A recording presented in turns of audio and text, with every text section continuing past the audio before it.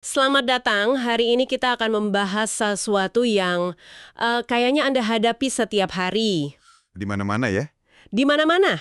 Entah itu di lini masa media sosial, rapat kantor, atau bahkan pas nonton berita. Kita ngomongin soal omong kosong atau bullshit.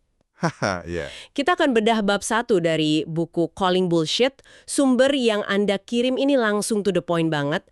Misi kita kali ini bisa dibilang sederhana. Oke. Kita mau cari tahu apa sih bullshit itu sebenarnya, kenapa rasanya ada di mana-mana, dan gimana caranya kita bisa mulai punya semacam detektor internal buat hal ini.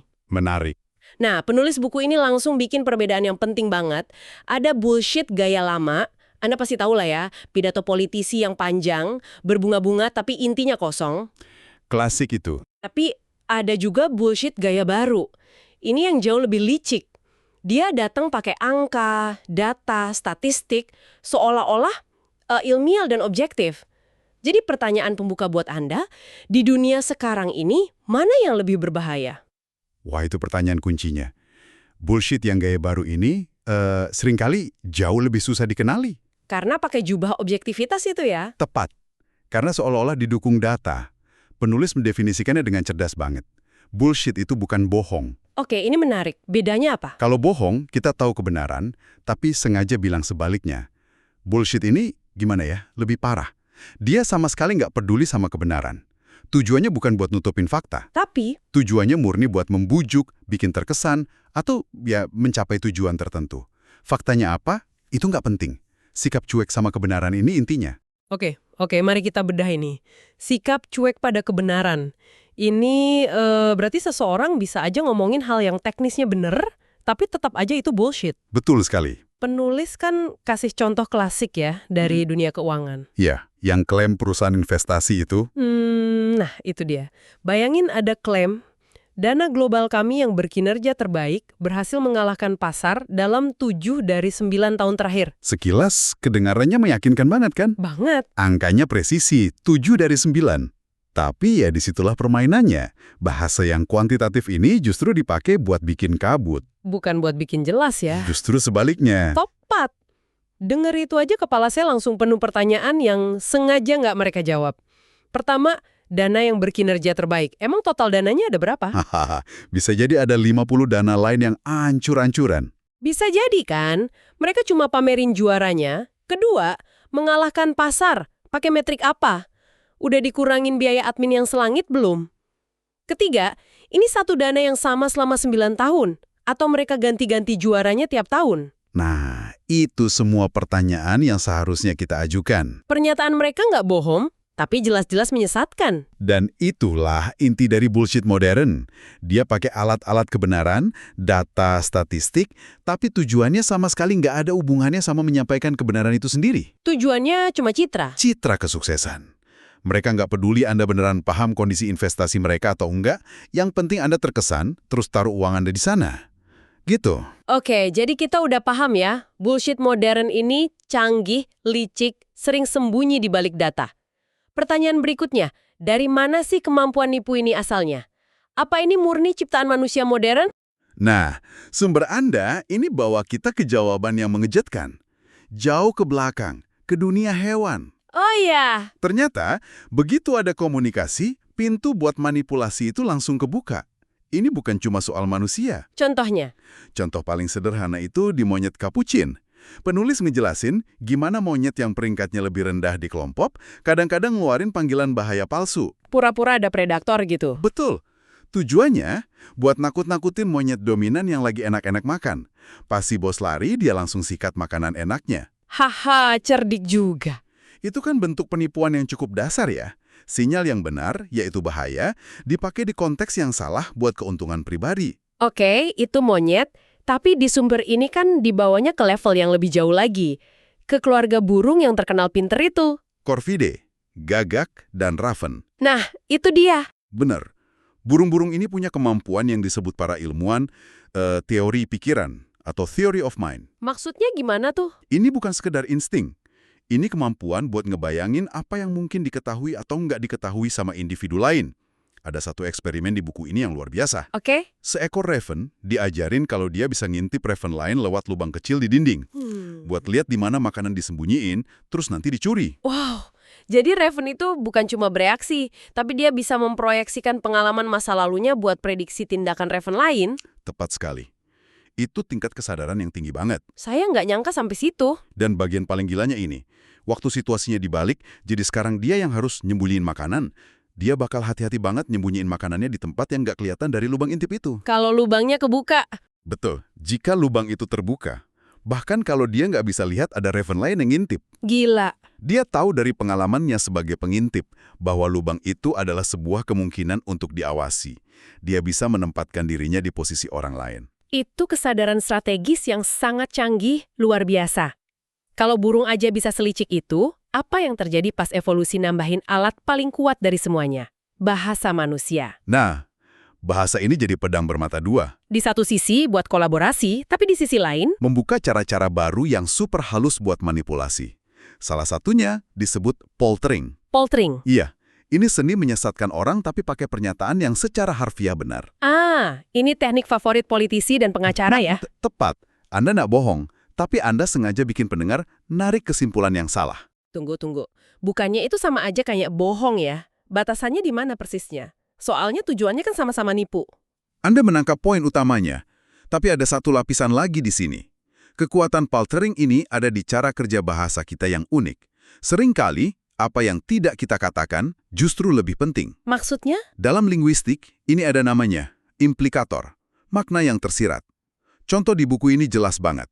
Bayangin saya ditanya soal kolega, terus saya jawab, John tidak pernah menyuntik heroin saat sedang bekerja. Oke. Pernyataan itu 100% benar. John memang nggak pernah melakukannya di kantor. Tapi apa implikasi yang Anda tangkap? Wah, jelas. Bahwa John kemungkinan besar nyuntik heroin di luar jam kerja. Kenapa begitu? Kalau enggak, Anda pasti bakal bilang aja, John nggak pakai narkoba, titik. Dengan nambahin saat sedang bekerja, Anda sengaja bikin kecurigaan tanpa harus bohong. Nah, celah antara makna harfiah dan makna tersirat inilah yang jadi lahan subur buat bullshit. Dan Anda bisa membela diri, loh saya kan jujur. Padahal Anda tahu persis kesan apa yang Anda ciptakan. Tepat sekali. Selain paltering, ada juga yang namanya kata-kata musang atau weasel words. Saya suka banget istilahnya. Haha, iya. Licin ya kedengerannya. Kayak musang yang bisa nyelinap keluar dari genggaman. Kata-kata ini bikin klaim kedengeran kuat, tapi ngasih jalan keluar biar si pembuat klaim nggak bisa disalahin. Contoh klasiknya ada di iklan. Pasta gigi yang membantu mengurangi plak hingga 50%. Iya. Kata kuncinya itu membantu dan hingga. Membantu itu nggak berarti dia satu-satunya faktor. Dan hingga 50% berarti hasil apapun antara 0 sampai 50% bakal bikin klaim itu secara teknis benar. Hampir mustahil buat dibuktikan salah dong. Betul. Atau jubir perusahaan yang pas ditanya soal pekerjaan, jawabnya, kami berkomitmen untuk terlibat dalam aksi kolaboratif dengan para pemangku kepentingan global. Kedengarannya bagus, korporat bertanggung jawab. Tapi nggak menjawab pertanyaan sama sekali. Itu cuma kumpulan kata kosong. Oke, jadi kita udah tahu definisinya, akar evolusinya, dan gimana bahasa manusia menyempurnakannya. Tapi ini pertanyaan besarnya, kenapa bullshit begitu merajalela? Kenapa rasanya kita kayak tenggelam di dalamnya? Sumber ini mengutip satu prinsip yang menurut saya wawasan paling penting dari bab ini. Namanya prinsip Brandolini. Prinsip Brandolini. Atau hukum asimetri bullshit. Bunyinya gini. Jumlah energi yang dibutuhkan untuk menyanggap bullshit jauh lebih besar daripada yang dibutuhkan untuk memproduksinya. Itu dia. Ini ngejelasin kenapa kita seolah-olah selalu kalah perang lawan misinformasi. Asimetri ini. Mudah dibuat, susah dibantah. Ini mesin yang ngegerakin penyebaran omong kosong di era digital. Pertarungannya nggak adil. Ketepat. Orang bisa aja unggah klaim ngawur dalam 30 detik. Tapi buat ngebantahnya kita butuh riset berjam-jam, cari sumber, nulis penjelasan panjang. Dan seringnya pas bantahan itu keluar, bullshitnya udah keburu viral dan dipercaya ribuan orang. Membersihkannya jauh lebih sulit. Dan kasus ini contoh paling mengerikan dari prinsip Brandolini. Studi tunggal tahun 1998 oleh Andrew Wakefield. Yang soal vaksin itu? Diterbitkan di jurnal medis terkemuka, The Lancet. Studi ini ngeklaim ada hubungan antara vaksin MMR dengan autisme. Penerbitan di jurnal sekelas The Lancet itu ngasih dia jubah kredibilitas yang luar biasa. Media langsung nyamber. Kepanikan menyebar kemana-mana, orang tua jadi takut. Konsekuensinya, tingkat vaksinasi anjlok. Kan yang nggak perlu. Padahal butuh waktu bertahun-tahun dan energi yang luar biasa besar dari komunitas ilmiah buat ngebantah itu. Akhirnya kan terungkap ya. Terungkap kalau studi Wakefield itu penipuan besar-besaran. Sampelnya cuma 12 anak, datanya dimanipulasi, dan yang paling penting, Konflik kepentingan. dia punya konflik kepentingan finansial yang besar. Dia lagi ngembangin vaksin pesaing, The Lancet akhirnya narik kembali artikelnya, dan Wakefield kehilangan lisensi medisnya. Tapi kerusakannya udah terjadi. Studi-studi lanjutan yang jauh lebih besar dan kredibel. Salah satunya ngelibatin 1,3 juta anak. 1,3 juta. Iya. Dan secara konsisten nggak nemuin hubungan apapun antara vaksin dan autisme. Tapi itu nggak penting lagi. Bullshitnya udah menyebar. Ketakutan dan narasi yang emosional tuh seringkali lebih kuat ya daripada tumpukan data yang membosankan. Betul sekali. Dan kalau dulu aja udah sesulit itu, sekarang teknologi modern udah jadi akseleratornya. Oh jelas. Dulu kan buat nyebarin ide butuh biaya. Biaya cetak koran atau buku itu jadi semacam filter, walaupun nggak sempurna. Sekarang, Siapapun dengan koneksi internet bisa jadi penerbit global. Gratis. dan media sosial secara khusus ngubah total permainannya. Model bisnisnya ya. Model bisnisnya bukan buat ngasih Anda info akurat, tapi buat bikin Anda terus-terusan terlibat. Terus scroll, terus klik. Ini yang menciptakan perlombaan senjata buat judul berita yang paling bombastis, paling sensasional. Paling mancing amarah. Karena itu yang datengin klik. Yang lebih ngeri lagi itu cara kerja algoritmanya. Dia kan nyajiin konten yang bakal kita sukai, yang sesuai sama keyakinan kita. Nah, ini yang disebut penulis sebagai epistemologi kesukuan. Epistemologi kesukuan. Artinya, kebenaran itu nggak lagi ditentuin sama bukti atau fakta, tapi sama siapa yang ngomong. Dia dari suku gue bukan, gitu ya? Yes. Kalau iya, gue percaya. Kalau enggak, itu pasti hoax. Algoritma memperkuat gelembung filter ini. Dia nyodorin konten yang ngekonfirmasi pandangan Anda dan secara aktif nyembunyiin sudut pandang yang berlawanan. Lama-lama kita jadi hidup di realitas informasi yang beda-beda. Tepat. Dan ini membuka pintu lebar-lebar buat disinformasi. Ya, Kebohongan yang sengaja dibuat dan disebar. Contoh di buku ini ngeri-ngeri banget. yang di India itu ya. Iya, berita palsu soal penculikan anak nyebar di WhatsApp, bikin massa main hakim sendiri, dan bunuh orang-orang gak bersalah. Sampai ada berita palsu di Twitter yang bikin Menteri Pertahanan Pakistan Mengancam Israel dengan serangan nuklir. serius mengancam Israel benar serangan nuklir.